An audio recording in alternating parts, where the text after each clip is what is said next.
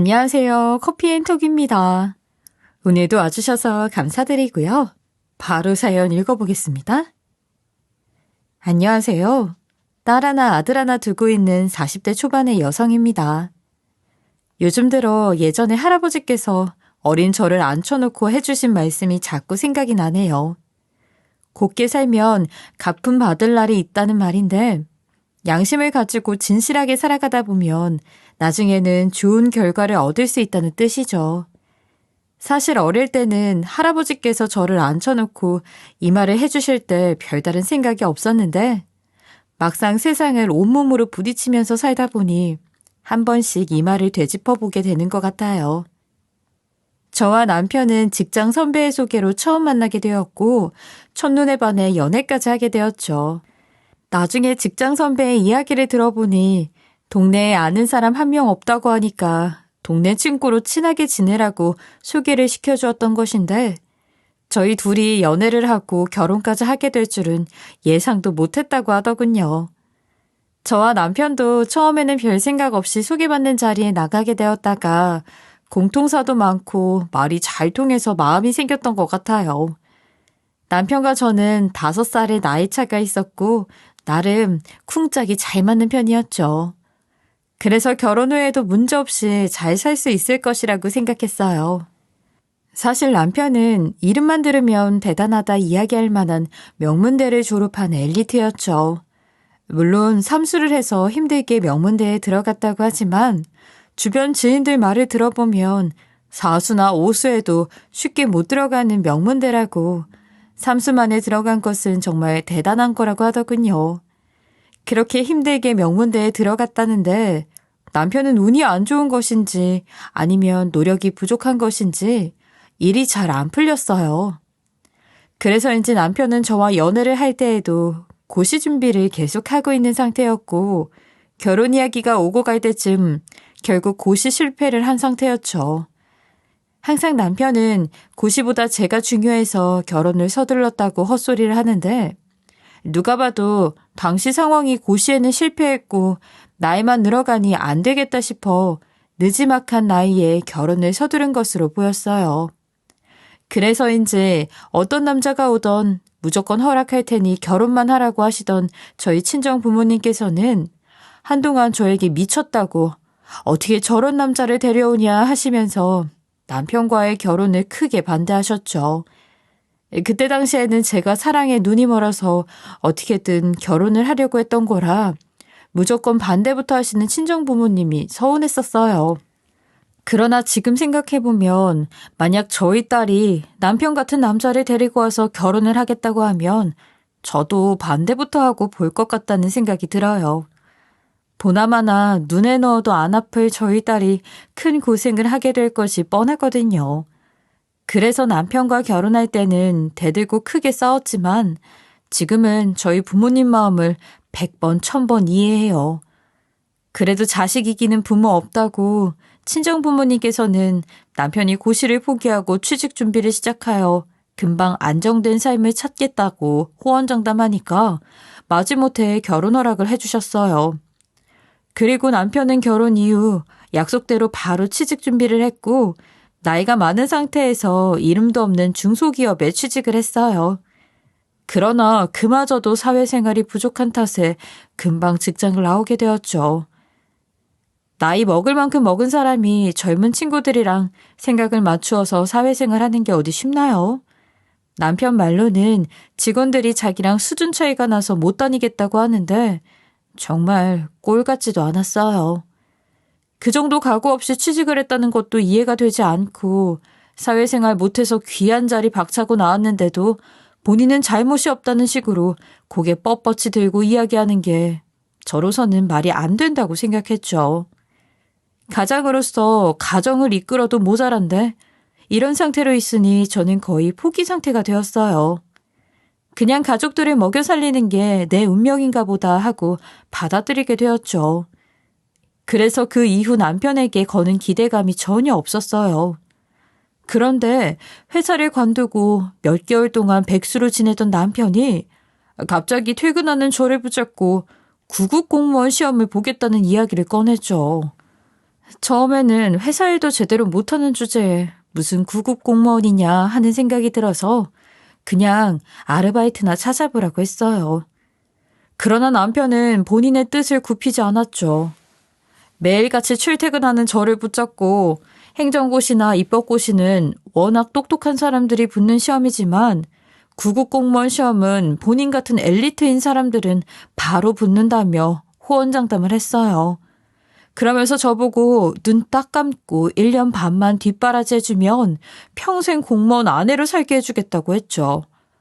그 말을 듣고 정말 어이가 없어서 남편에게 쓸데없는 소리 하지 말고 정신이나 차리라고 난리를 쳤어요. 그러자 남편은 오히려 허락을 안 해주면 평생 일을 안 할 거라면서 협박하면서 빈둥거리기 시작했죠. 하지만 저는 나이 먹고 저렇게 나오는 남편이 기가 막혀 누가 이기나 한번 해보자. 절대 허락 못하니까 마음대로 하라고 했어요. 아무리 구급 공무원 시험에서 합격할 수 있다는 자신감이 있다고 해도 저 혼자 벌어먹고 살기에도 빠듯한데 뒷바라지를 해달라니요. 양심이 없어도 저렇게 없을 수 있는 건가요? 그래서 저는 시험 준비를 하겠다는 남편을 끝까지 무시했죠. 그런데 제가 누가 이기나 한번 해보자고 하니까 남편 놈은 이대로는 안 되겠다 싶었던 것인지 시댁에 시어머니와 시누이에게 전화를 해서 알렸어요. 남편이 구급 공무원 시험을 보겠다며 뒷바라지 해달라는 이야기를 꺼내고 일주일이 지나지 않아서 주말에 시어머니와 시누이가 집까지 쫓아와서 아주 난리를 쳤죠. 얘, 네가 우리 귀한 아들 구급 공무원 시험 본다는데 뜯어말렸냐? 네, 어머니. 이제 와서 공무원 시험 본다는 게 말이 안 되는 것 같아서요. 그리고 저희 생활비도 빠듯한데 어떻게 남편 공무원 시험 뒷바라지까지 해줘요. 언니가 아주 배가 불렀네. 언니 엘리트 남편 든 덕분에 어깨 으쓱하면서 살지 않았어요? 감지덕지해도 모자랄 판국에? 오빠가 공무원 마누라 만들어준다는데 반대를 하면 어떻게 해요? 언니 진짜 미친 거예요? 그러게나 말이다. 네 새언니가 아주 미쳐도 단단히 미쳤나 보다. 그렇게 반대해서 네 남편 기죽이지 말고 너 마누라 노릇 제대로 해라. 어머니랑 아가씨가 아무리 그렇게 말씀하셔도 저 뒷바라지 해줄 돈 없어요. 먹고 살기도 바쁜데 1년 반씩이나 뒷바라지를 어떻게 해요. 됐다. 네가 뒷바라지 안 할 거면 우리라도 한다. 대신 네 남편 공무원 되면 너 덕볼 생각하지 마라. 이날은 시어머니와 시누이가 몇 마디 하고 끝이었어요. 진짜 뒷바라지를 해주실지 아닐지는 모르겠지만 아주 난장판이 될 줄 알았는데 예상보다 쉽게 끝난 것 같아서 되려 다행이라고 생각했었죠.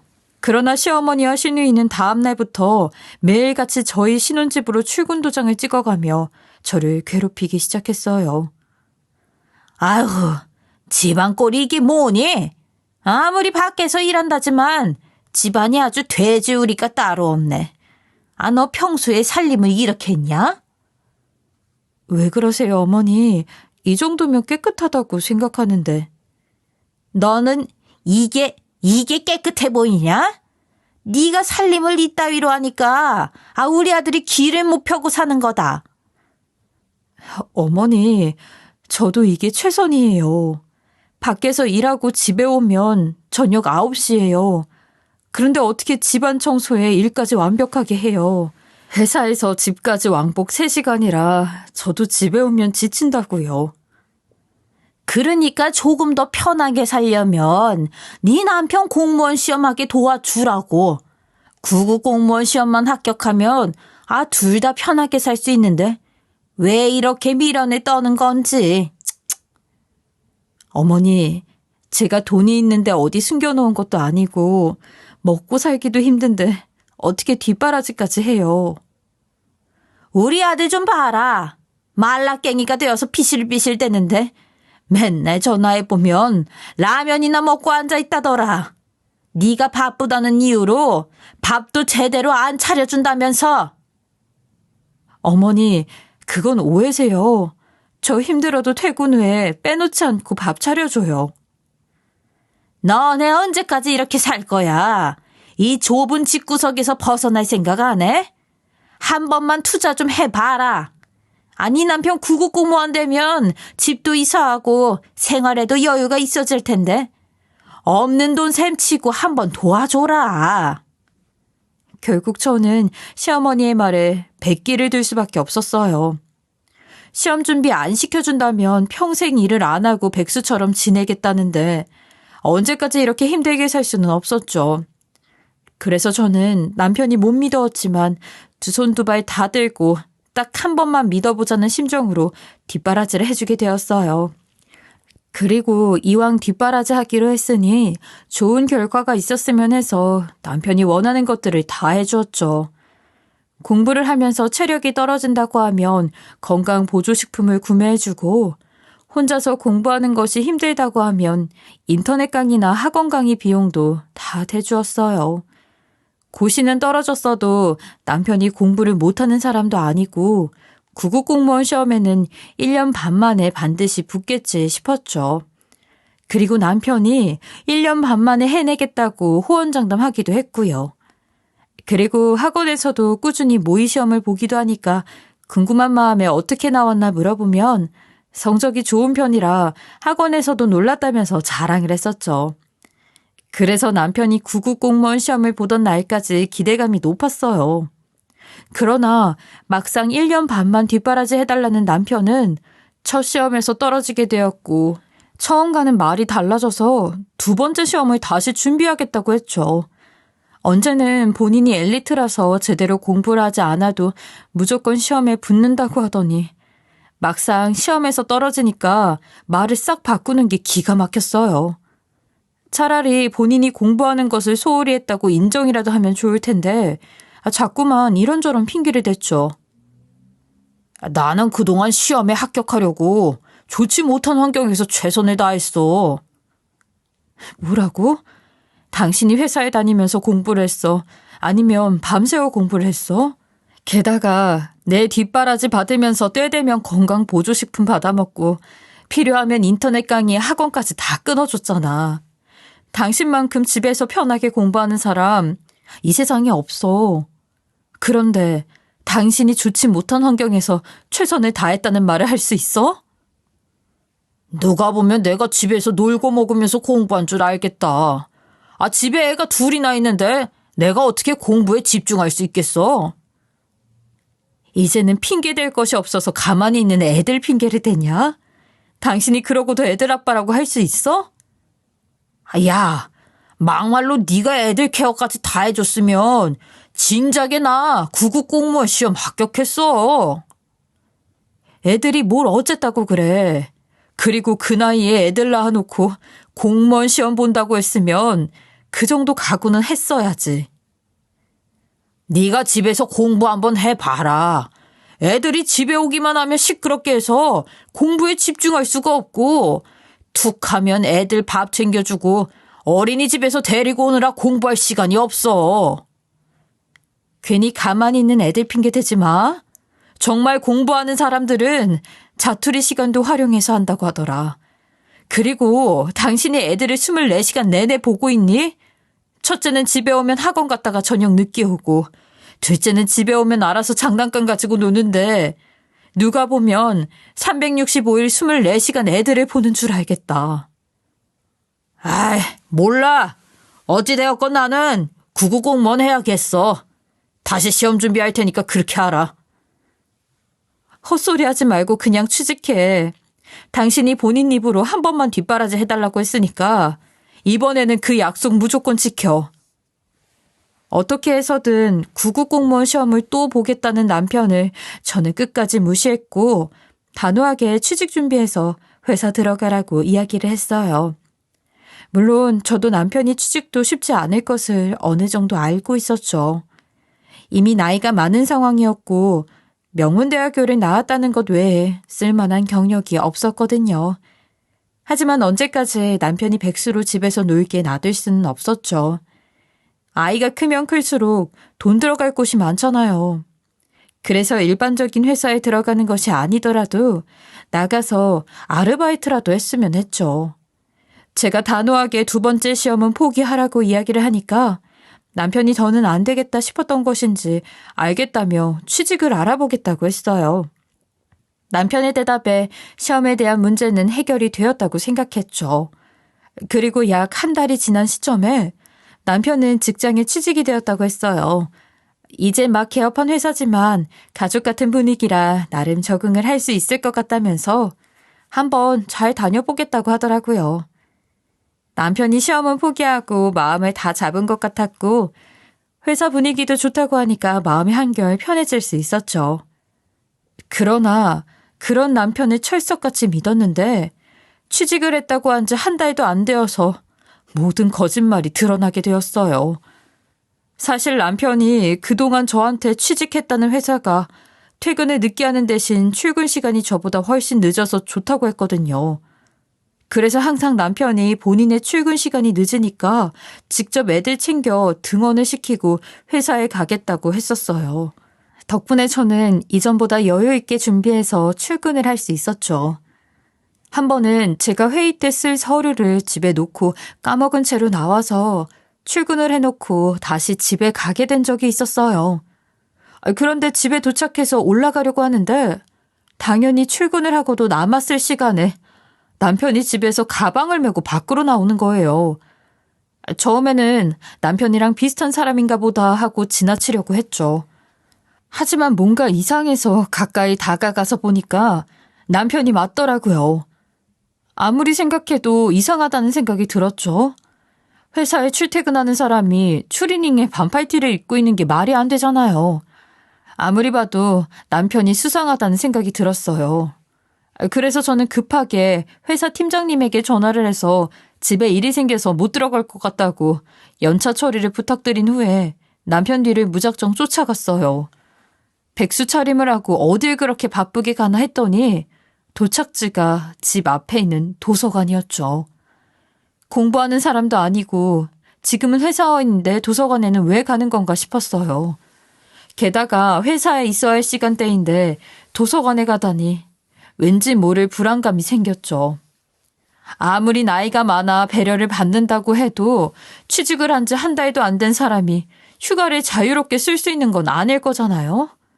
그리고 휴가를 썼으면 집에서 놀고 있어야 할 텐데 분명히 저에게 애들 등원시키고 출근을 하겠다고 했거든요. 아무리 생각해도 이상해서 저는 멀리 떨어져 뭘 하고 있나 봤어요. 그런데 구급 공무원의 꿈을 아직 포기 못했는지 가방에서 문제집을 꺼내더군요. 그 모습을 보고 어이가 없어서 남편 앞으로 다가가 밖에서 얘기 좀 하자고 한 후 먼저 나왔어요. 그랬더니 남편이 많이 당황했는지 안절부절 못하다가 급하게 뒤따라 나왔죠.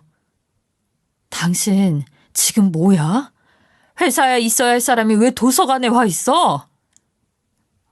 그게 나 오늘 휴가 썼어. 그래? 당신 회사 들어간 지 한 달도 안 됐어. 그런데 휴가를 자유롭게 쓸 수 있다고? 에이, 아무리 회사가 갑이라고 해도 요즘 휴가 못 쓰게 하면 큰일 나. 그래? 그럼 당신이 회사에 다니고 있다는 것은 확실한 거지? 이제 조만간 월급도 나올 테고 재직증명서도 뗄 수 있겠네? 나는 도저히 당신 말 못 믿겠으니까 내일 당장 재직증명서 떼와. 재직증명서? 그거 우리 회사에서는 안 떼줄걸? 이제 막 개업한 회사잖아. 사장이 그런 걸 어떻게 알겠어? 재직증명서는 아르바이트생도 발급받을 수 있는데 무슨 소리를 하는 거야? 당신 나한테 숨기는 거 있지? 그게 여보, 화 안 낼 거지? 당신 나한테 숨기는 게 있긴 있구나. 왜 또 회사 관뒀니? 한 달도 안 되어서? 사실은 나 취직한 적 없어. 당신이 나 공무원 시험 보지 말고 회사 취직하라고 하도 난리를 치니까 어쩔 수 없었어. 당신 진짜 미쳤구나. 오늘 나한테 안 들켰으면 월급 문제는 어쩌려고 했는데? 회사가 망했다고 또 거짓말이라도 칠 속셈이었어? 응. 그런데 나 정말 구급 공무원 시험 보고 싶어서 그랬어. 내가 이 나이에 경력도 없이 어떻게 회사에 들어가 일을 하겠어. 이왕 이렇게 들킨 김에 나 한 번만 더 믿어주면 안 될까? 진짜 공부 열심히 해서 이번에는 꼭 시험에 붙을게. 저는 정말 남편이 왜 이렇게까지 공무원에 집착을 하는지 이해를 할 수 없었어요. 하지만 제가 아무리 뜯어 말려도 남편은 될 때까지 시험을 보겠다고 할 것 같았죠. 제가 반대를 하니까 회사에 취직이 되었다고 속이기까지 했는데 그런 사람이 더 큰 거짓말을 못하겠어요. 어차피 회사에 취직이 되기는 쉽지 않을 것 같으니 그냥 한 번 더 기회를 주는 게 마음이 편할 것 같았죠. 그래서 저는 결국 남편에게 딱 한 번만 더 도와줄 테니 이번에는 무조건 붙어서 제발 공무원 좀 돼보라고 했어요. 그렇게 저의 허락을 받은 남편은 정말 아이처럼 좋아했고 이제 마음 편히 공부를 할 수 있겠다며 고맙다고 했죠. 그런데 며칠 후 식사를 하다가 남편이 집에서는 공부에 집중이 잘 안 된다면서 고시원에 들어가면 안 되겠냐고 말을 꺼냈어요. 처음에는 저는 애들이 어려서 돌아가면서 봐야 하는데 고시원에 들어가면 어떻게 하냐면서 그건 허락 못한다고 했죠. 그랬더니 남편은 또 시어머니에게 도움을 요청했어요. 고시원은 허락 못한다고 이야기를 했더니 그날 저녁에 득달같이 시어머니가 집으로 찾아와서 난리를 쳤죠. 시험 보라고 허락을 해줬으면 끝까지 도와줘야지. 고시원 들어가는 걸 반대하는 게 말이나 되냐면서요. 사람 놀리는 것도 아니고 해준다고 했으면 고시원에 보내주라고 하도 난리를 쳐서 그냥 마음대로 하라고 했죠. 그랬더니 눈치코치 없는 남편놈은 제가 허락을 한 줄 알고 신나서 고시원을 알아보기 시작했어요. 그리고 얼마 지나지 않아 마음에 드는 고시원 방을 발견했다고 하면서 저에게 사진을 보여줬죠. 돈도 없는 주제에 가장 넓고 창문도 있는 비싼 방을 골랐더군요. 기가 막혀서 말이 밖으로 나오지 않았어요. 하지만 남편은 마음에 드는 방을 발견해서 그런지 아주 신이 나 있었고 생활비 통장에서 꺼내 지불하겠다면서 곧바로 짐을 싸서 나갔어요. 그 모습을 보면서 하다 고시원까지 얻어나가는데 이번에도 구급 공무원 시험에서 떨어지기만 해봐라 라는 생각을 하며 벼르고 있었죠. 그렇게 철없는 남편은 고시원을 얻어나간 채로 저는 5개월 내내 혼자 끙끙대면서 회사를 다니고 애들까지 챙기고 있었어요. 다행히 옆동에 살고 있어 평소 친하게 지내는 저희 딸 친구 엄마가 사정을 알고 애들 등하원 시켜주는 것을 도와주고 있어서 걱정을 조금 덜 수 있었죠. 그런데 어느 날 회사에서 퇴근한 후 애들이랑 집에서 쉬고 있었는데 갑자기 시어머니가 저희 집에 쳐들어와 빨리 장을 봐가지고 오라고 했어요. 갑자기 연락도 없이 와서 장을 봐오라고 시키니까 황당하고 어이가 없었죠. 하지만 괜히 기분 좋은 저녁을 망치고 싶지 않아서 싸우려고 덤벼들지 않고 최대한 웃으면서 갑자기 오셔서 장을 왜 보라고 하냐고 물어봤어요. 그랬더니 시어머니가 오전에 밖에서 남편을 만나고 왔는데 여기에서 살 때보다 얼굴이 많이 야위어서 안 되겠다고 하는 거예요. 남편이 더 빼빼 마르기 전에 고시원에서 먹을 만한 반찬들을 만들어서 가져다 줘야 한다면서요. 그러면서 시어머니는 저에게 빨리 장을 봐서 반찬을 만들어 남편에게 직접 배달까지 하라고 하더군요. 아니, 밤중에 찾아와서 이게 뭔 난리인 건지 황당하고 기가 막혔죠. 더 이상 참지 못하겠어서 저는 그냥 시어머니에게 들이박아 버렸어요. 제가 일부러 고시원으로 쫓아낸 것도 아니고 본인이 좋아서 나간 거고 남편 선택 때문에 온 식구가 허리띠 졸라매고 힘들게 살고 있는데 그 정도도 못 버틴다고 하면 안 되지 않겠냐면서요. 그랬더니 시어머니는 그럼 본인 귀한 아들이 배고파서 쓰러져 시험을 못 보면 어쩌냐면서 노발대발 난리를 쳤죠. 하지만 저는 눈 하나 깜빡하지 않고 퇴근하고 피곤한 마당에 남편 반찬까지 만들어 배달까지 해야겠냐고 받아쳤어요. 그랬더니 시어머니가 약간 당황했는지 말투가 누그러져 남편을 마누라가 챙기지 누가 챙기겠냐고 어차피 다음날 주말이니까 쉬면 되지 않겠냐면서 도와줄 테니까 같이 하자고 했죠. 결국 저는 또 퇴근하고 피곤한 그 밤에 장을 봐서 시어머니와 함께 반찬을 무려 10가지 넘게 만들었어요. 그리고 국이랑 밥까지 해서 시어머니랑 같이 남편이 있는 고시원에 가게 되었죠. 고시원비에 시험 공부에 필요한 것들까지 다 부담하고 있는데 뭐가 예쁘다고 남편놈 하나 먹이려 이렇게 배달까지 해줘야 하나 싶었어요. 하지만 시어머니 말을 따르지 않으면 주말 내내 피곤하게 시달릴 것이 뻔했기에 그냥 하고 쉬자 생각하고 했죠. 그렇게 힘들게 반찬을 이고지고 해서 찾아갔더니 고시원 사무실에는 아무도 없고 남편이 살고 있는 방 번호는 몰라서 이러지도 저러지도 못하고 있었어요. 그래서 벽에 붙어있는 총무 전화번호로 전화를 해보았죠. 사실 저도 늦은 시간에 총무를 거쳐 남편을 찾는 게 번거롭고 귀찮았어요. 그러나 남편이 워낙 까탈스럽다 보니 공부하는 동안에는 방해를 받기 싫다고 전화를 아예 꺼놓거든요. 그래서 하는 수 없이 귀찮고 번거롭더라도 이런 방법을 통해서 남편을 찾을 수밖에 없었죠. 그렇게 로비에서 기다리고 있으니 얼마 뒤 고시원 총무가 밖에서 들어왔어요. 총무가 눈에 보이자마자 저는 남편 이름 말하면서 좀 불러달라고 요청을 했죠. 그런데 무슨 일인지 고시원 총무가 저에게 남편 이름을 듣자마자 엄청 놀라는 눈치였어요. 당연히 저는 총무의 표정이 이상해서 대체 왜 그러나 싶었죠. 그런데 고시원 총무는 앞에 서 있는 저와 시어머니를 보면서 잠깐 밖에서 기다리라고 하더군요. 그리고 총무는 급히 어딘가에 전화를 걸어 누군가를 찾는 듯한 느낌이었어요.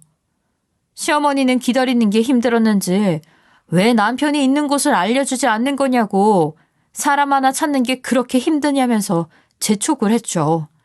그리고 저는 괜히 고시원에서 소란을 피우면 안 될 것 같아서 재촉을 하는 시어머니를 달래드리며 한참을 밖에서 기다려야 했어요. 그렇게 한 30분쯤 지났을 때 어떤 아주머니가 오셔서 저와 시어머니 앞으로 다가오더니 일단 고시원 안으로 들어오라고 했죠. 그래서 저는 당연히 남편 방으로 안내를 해줄 것이라고 생각했었는데 로비에 들어서자마자 이상한 소리를 하는 거예요. 안녕하세요. 저는 이 고시원 주인이에요. 예, 안녕하세요. 저는 박창기라는 사람 와이프인데요. 반찬 좀 만들어서 왔는데 방 번호 좀 알려주시겠어요? 안 그래도 총무님이 연락을 주셔서 확인해 봤는데 여기에 박창기라는 사람이 없는데요. 잘못 찾아오셨어요. 네? 분명히 이 고시원이 맞다고 했는데요. 한 번만 더 확인해 주시겠어요? 동명이인이 있어 헷갈릴 수도 있잖아요. 저도 몇 번이나 확인해 봤는데 우리 고시원에는 박창기라는 사람이 없어요. 동명이인도 없고요. 이 동네에 고시원 많으니까 아마 착각하신 게 아닐까 싶어요. 예, 알겠습니다. 분명히 남편이 저에게 고시원 이름을 알려주었고 시어머니와 함께 찾아간 곳이 맞는 것 같은데 주인이라는 사람까지 나와서 몇 번이나 확인해봐도 그런 사람이 없다고 하니까 굉장히 당황스러웠어요. 그렇다고 해서 방을 하나하나 열어보며 뒤져볼 수도 없는 노릇이니 일단 알겠다고 했죠. 그런 다음 시어머니를 모시고 밖으로 나가면서 혹시나 하는 생각에 남편에게 전화를 걸어보았어요. 그런데 그때 고시원 안쪽에서 아주 익숙한 전화벨 소리가 침묵을 깨듯 울리기 시작했죠. 남편이 평소에 전화 벨소리를 대중가요나 휴대폰에 내장돼 있는 것을 사용했으면 그냥 우연의 일치라고 생각하고 넘어갔을 거예요. 그러나 저희 남편의 벨소리는 딸이 녹음해준 목소리로 되어 있었거든요. 남편은 딸의 목소리가 담긴 그 벨소리를 몇 년째 바꾸지 않고 사용하고 있었고요. 그러니 제가 남편의 벨소리를 모르고 있을 리가 없죠. 제가 전화를 걸자마자 고시원에서 남편의 벨소리가 울렸고 이후 고시원 아주머니의 얼굴이 새빨개졌어요. 많이 당황했는지 고개를 막 이리저리 돌리면서 다급하게 전화를 찾는 행동을 했죠. 아무리 봐도 고시원 아주머니의 행동이 이상해서 저는 전화를 끊고 곧바로 다시 전화를 걸었어요. 그러자 고시원 안쪽에서 다시 남편 핸드폰 벨소리가 울리기 시작했죠. 제가 끊으면 전화가 끊기고 다시 전화를 걸면 남편의 벨소리가 울리는데 여자의 촉이라는 게 있잖아요. 뭐 100번 양보해서 이 세상에 딸 목소리로 벨소리를 설정해 놓은 사람들이 있고 어린 아이의 목소리는 대부분 비슷하니까 제가 착각했다고 생각할 수 있죠. 그런데 아주머니 행동이 정말 수상했어요. 저와 시어머니에게 고시원에 남편이 없다고 했고 전화가 울렸으면 본인이 착각했다고 이야기하고 잘 넘길 수 있잖아요. 그런데 고시원 주인이라는 아주머니는 얼굴이 빨개져서 헛소리까지 하며 정신없이 전화기를 찾았죠. 참 여자의 촉이라는 게 무서운 것 같아요. 그 모습을 보는데 저 아주머니랑 남편이 뭐가 있구나 하는 생각이 들었고 느낌이 쎄했죠. 제가 전화를 걸 때마다 계속 울리는 벨소리는 누가 봐도 남편의 전화기였어요. 그래서 저는 함부로 들어가면 안 된다는 고시원 아주머니를 내팽개치고 계속해서 벨소리가 들리는 고시원 안쪽에 있는 사무실에 들어갔죠. 들어가 보니 사무실 안에서 벨소리가 끊임없이 울리고 있었어요. 그래서 사무실 어딘가에 남편 놈이 있구나 하는 생각에 여기저기 뒤지기 시작했죠. 당연히 고시원 주인이라는 여자가 다가와서 지금 뭐 하는 거냐고 남의 사무실은 왜 뒤지냐고 난리를 쳤고 경찰에 신고를 하기 전에 얼른 나가라고 했어요.